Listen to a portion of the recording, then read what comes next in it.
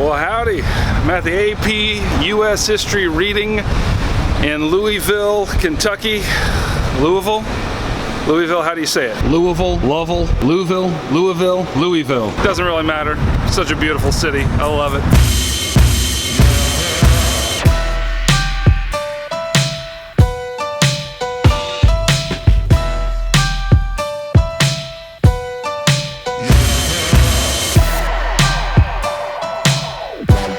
What I want to do in this video is tell you guys the top 5 ways that people are missing points on this essay and how you can fix it. All right, the first mistake we're seeing a lot is with the thesis. The problem is a lot of people are being way too broad with their thesis. They're not being specific enough. Like in your thesis, it must be number 1, historically defensible. It must be an argument. But number 2, you must give us some specifics to work with. So don't just say that things change politically, economically, and socially. Tell us what realities were actually changed during those times. The second thing we're seeing a lot of mistakes on is the contextualization. Now, in this particular case, on this DBQ, the prompt is about the progressive era, and that runs from 1890 to 1920. And so what a lot of people will do with their contextualization is they'll just go back in time 50 or 100 years and just start pulling out vocabulary words. Doesn't matter what it is as long as it's before that time period, and treating that as their contextualization. But that does not work. In order to get that contextualization point, you must hear me.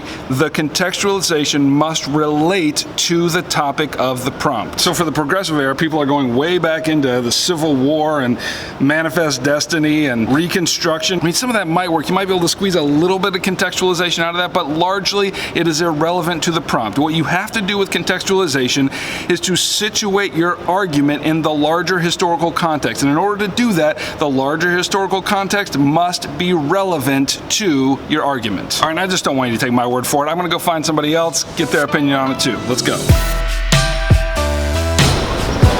There he is. There he is.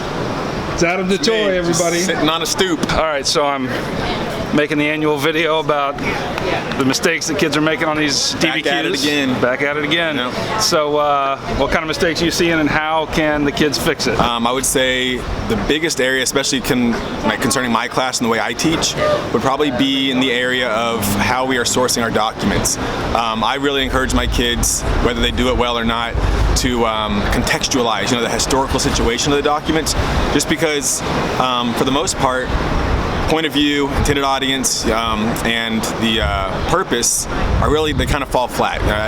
Maybe that's just the way the rubric works, but the best way to get that point, I think, so far has been to really add an outside piece of evidence that really situates that document.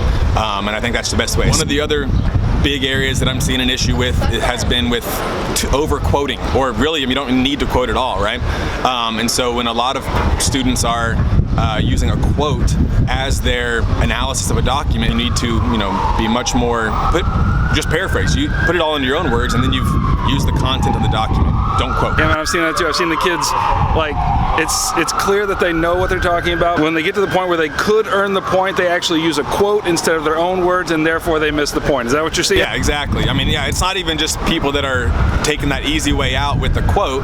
They, like you said, they know what they're talking about, it seems, from the rest of the essay, but it has to be from their own words and their own brain, their own thinking, not verbatim from the document. So it's really, messing some kids up. All right, you the man. Thanks. I'll see you later. All right, take it easy. All right.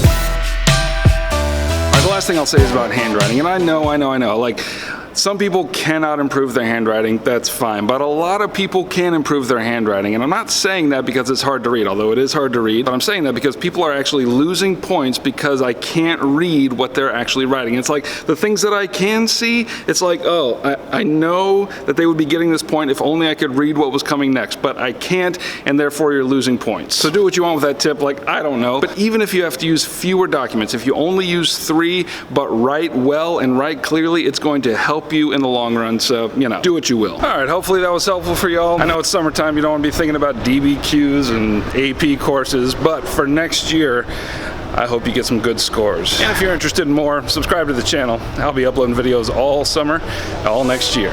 Bye.